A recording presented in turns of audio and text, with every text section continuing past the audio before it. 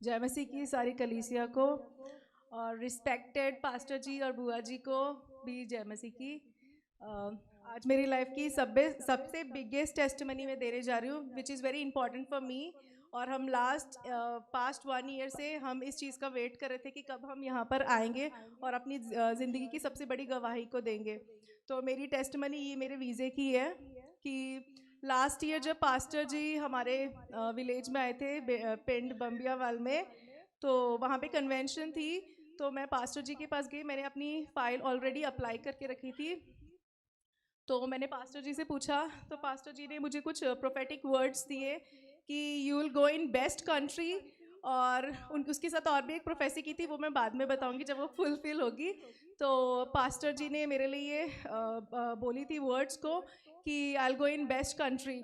तो फिर जहाँ पे मैंने फाइल पहले लगाई थी तो वो सक्सेसफुल नहीं हुई, सो आई गॉट डिप्रेस्ड। तो मैंने सोचा कि पता नहीं, दास ने तो बोला था बट ऐसा कुछ हुआ नहीं।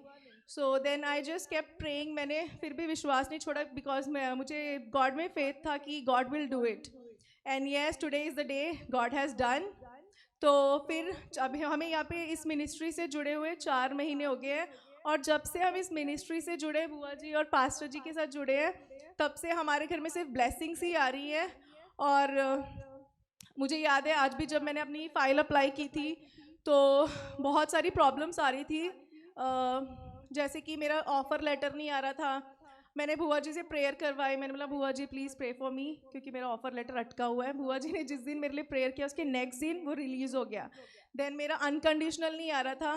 फिर मैंने पास्टर जी और बुआ जी से प्रेयर करवाई और इवेंजलिस्ट गुलशन ब्रदर से भी करवाई। तो इन्होंने मेरे लिए प्रेयर की और उसके बाद मेरा नेक्स्ट डे ही मेरा अनकंडीशनल आया। देन उसके बाद मैंने अपना कैश लेटर के लिए अप्लाई किया और वो कैश आ नहीं रहा था। तो ऑलमोस्ट मेरा जैसे कोर्स जल्दी शुरू होने वाला है दिस वीक। तो मैंने बोला बुआ जी मेरा कोर्स बहुत पास में आ गया, मुझे वीज़ा के लिए भी अप्लाई करनी है, फ़ाइल लॉन्च करना है। सो देन जैसे ही मैंने बुआ जी को प्रेयर करने के लिए बोला, बुआ जी ने मेरे लिए डिवाइन स्पीड के लिए प्रेयर की। और उसके नेक्स्ट डे ही जब जब जब बुआ जी ने मेरे लिए प्रेयर की तब तक वो चीज़ें रिलीज़ हो गई। तो thank you so much to Lord Jesus and प्रभु की दास और दासी को।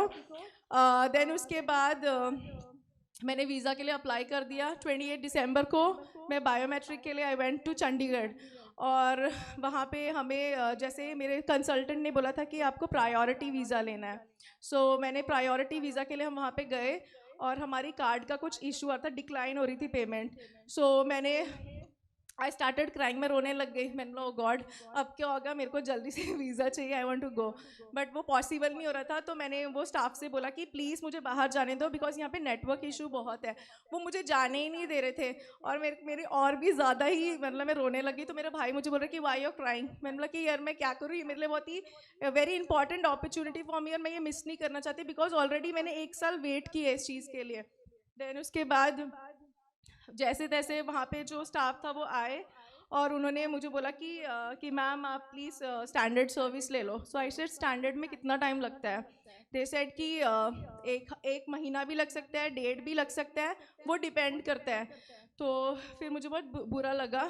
देन फिर उन्होंने मुझे कन्विंस किया कि no you go with standard visa. I said कि मैं ले नहीं सकती क्योंकि मुझे जल्दी जाना है, मुझे 1 हफ्ते के बीच में मेरा वीज़ा चाहिए। देन फिर जैसे तैसे वो रो धो के मैं स्टैंडर्ड के लिए चली गई क्योंकि मेरे पास कोई ऑप्शन नहीं था। That was the last option. So फिर उसके बाद मैंने बोला कि प्रभु चलो अभी स्टैंडर्ड तो हो गया, अब जो वीज़ा मैं जो मेरी रोती हुई शक्ल थी तो मेरे पासपोर्ट में मेरी अच्छी फ़ोटो आ जाए। सो जैसे तैसे वहाँ से हम आ गए और मैंने बुआ जी को बताया, पास्टर जी को बताया कि पास्टर जी मेरे साथ ये हो गया। So pastor ji said don't worry, everything will be fine, you'll get your visa before you leave. So I said okay. तो मैंने वो प्रभु के इस वर्ड्स को रिसीव किया और पास्टर जी ने और बुआ जी ने इतनी प्रेयर की, आई कांट टेल यू। मतलब कि पास्टर जी और बुआ जी इतने अच्छे हैं ना, दिल से I love you so much. Oh my God. मतलब बुआ जी नहीं होते ना, बुआ जी और पास्टर जी नहीं होते ना, मतलब प्रभु तो साथ में है बट जब तक अनॉइंटेड दास दासी आपके साथ नहीं हो नथिंग इज पॉसिबल।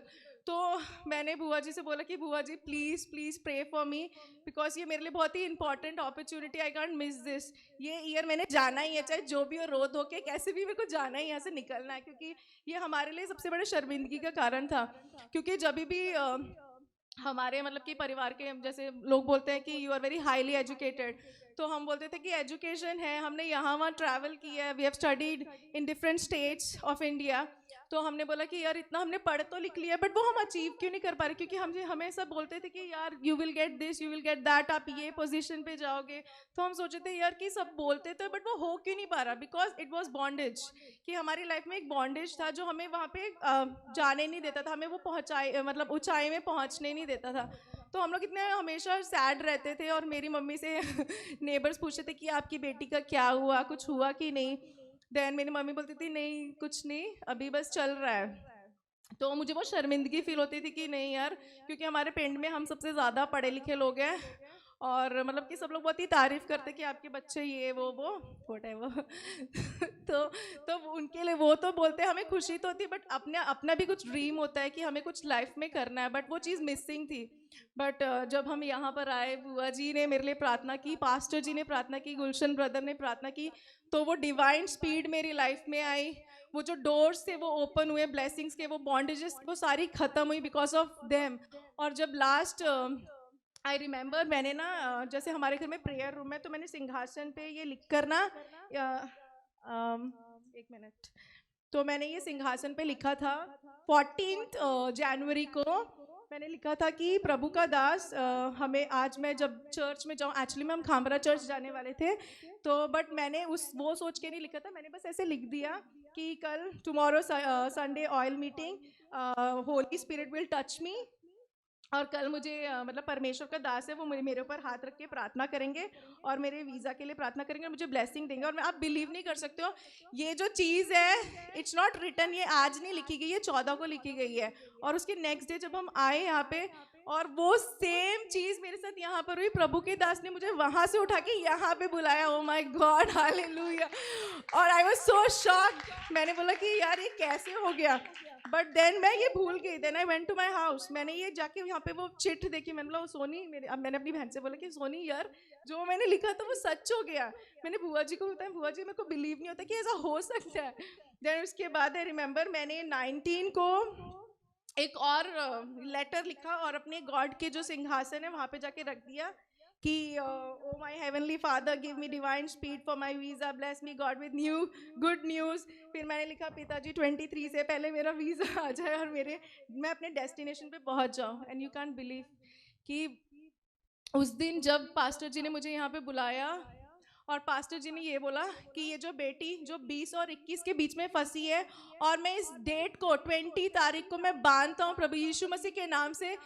और जब मैं घर गई एंड नेक्स्ट डे सुबह मुझे वीएसएफ का एग्जैक्ट जो भी वर्ड्स बोले थे वो मेरी लाइफ में पूरे हैं। मुझे नेक्स्ट डे मुझे वीएसएफ से कॉल आया, आई मीन मैसेज आया कि आपका वीज़ा आ चुका है। Thank you Jesus, that was मतलब कि जो टेस्ट जो वर्ड्स जो प्रोफेसी पास्टर जी ने मुझे बोली थी वो एग्जैक्ट एक एक चीज़ एक एक वर्ड मेरी लाइफ में पूरा हुआ है। I thank you Lord so much. And pastor ji और बुआ जी का तो बहुत बहुत ज़्यादा दिल से शुक्रिया अदा करना चाहती हूँ, क्योंकि इन्होंने मेरे लिए इतनी प्रेयर की है। मैं पास्टर जी तो नहीं मिलते, पर बुआ जी से जब भी मुझे मिलता था मुझे थोड़ा बुरा फील होता था कि बार बार मैं वीज़ा के लिए बोल रही कि मुझे वीज़ा के लिए प्रेयर कर, तो मुझे शर्मिंदगी फील होती थी क्योंकि हम बार बार एक ही चीज़ को बोल रहे थे। फिर मैंने बोला चलो कोई बात नहीं, अब मैं फिर भी बेशरम होकर बोल दूँगी, कोई बात नहीं क्योंकि मुझे अपना वीज़ा चाहिए।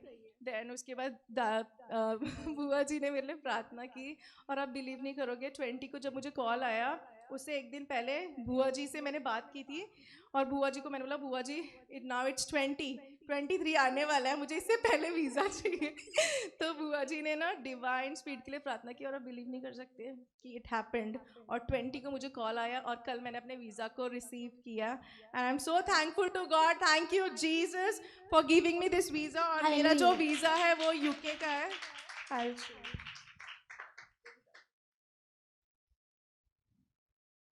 एक बार जोरदार तालियां जीवित परमेश्वर के लिए। और मेरी फोटो एक बार जोर से जीवित परमेश्वर का धन्यवाद करें। Thank you Jesus. तो खुदा पिता परमेश्वर, पिता यीशु ने और पास्टर जी की प्रार्थना, बुआ जी की प्रार्थना, ब्रदर गुलशन जी की प्रार्थना से ये सब पॉसिबल हुआ, क्योंकि ये हमारी लाइफ में सबसे इम्पॉसिबल चीज़ थी जो हमारे लिए पॉसिबल की है सिर्फ परमेश्वर ने, जिंदा खुदा ने और दास और दासी की प्रार्थना ने। अदरवाइज ये कभी हो ही नहीं सकता था।